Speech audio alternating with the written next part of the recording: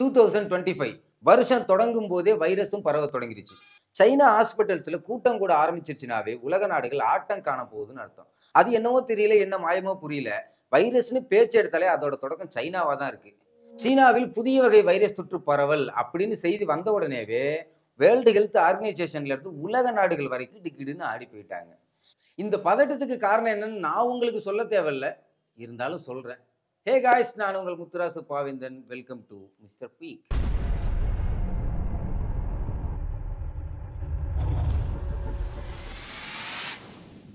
Two 2019 சைனாவில் Huon நகரில் பரவ தொடங்கின கொரோனா பாதிப்பு உலகம் முழுவதும் பெரும் தாக்கத்தை ஏற்படுத்தினுச்சு.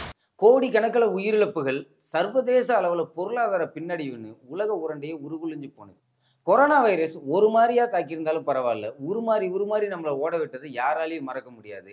அதனால தான் இந்த புது வைரஸ் தொற்று பரவலுக்கு உலக நாடுகள் மத்தியில் பெரும் பரபரப்பு. சரி, இந்த HMPV அதாவது ஹியூமன் மெட்டா நிமோ வைரஸ் எப்படிப்பட்டது, என்ன தாக்கத்தை ஏற்படுத்தக்கூடியது, இது எப்படி பரவும், இந்த வைரஸோட அறிகுறிகள் என்ன? இந்த புது வைரஸ் சாதாரணமான சளித்தொல்லை ஏற்படுத்துகிற ஃப்ளூ வைரஸ் மாதிரியானது. அதோட சுவாச பாதையில் பிரச்சனைகளை ஏற்படுத்தும்.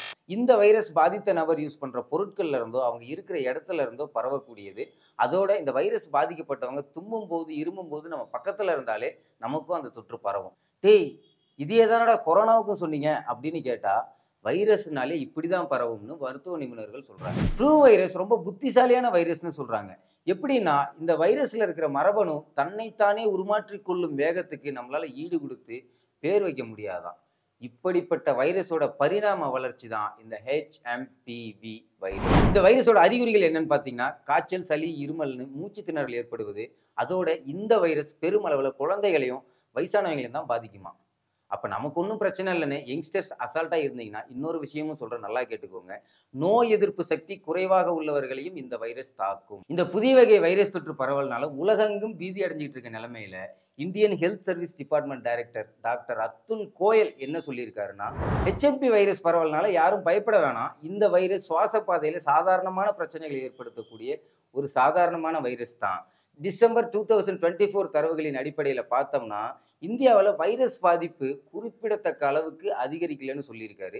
இதை பற்றி நீங்கள் என்ன நினைக்கிறீங்கன்னு மறக்காமல் கமெண்ட்ல. இனிமேல் மாஸ்க் போட மறந்துடாதீங்க, கை கழுவ மறந்துடாதீங்க, சானிடைசர் யூஸ் பண்ண மறந்துடாதீங்க. இதையெல்லாம் ஃபாலோ பண்ண மறந்துட்டீங்கன்னா கோவிட்டை நினச்சி பார்த்துக்கோங்க. சரி, சைனாவில் தான் இப்படின்னா, தமிழ்நாட்டில் ஒட்டுண்ணிகளால் பரவக்கூடிய ஸ்க்ரப் டைப்பஸ் அப்படிங்கிற நோய் ரொம்ப பெருசாக பேசிக்கிட்டு இருக்காங்க. ஏன்னு கேட்டிங்கன்னா, இந்த நோய் பெருமளவில் மலைப்பகுதிகளில் தான் காணப்படும். ஆனால் இந்த முறை சென்னை, திருவள்ளூர் போன்ற சிட்டிகள்லேயே பாதிப்பை ஏற்படுத்தியிருக்கு. இதை பற்றின ஃபுல் வீடியோ அடுத்து வந்துக்கிட்டே இருக்குது. Stay tuned. பாய்.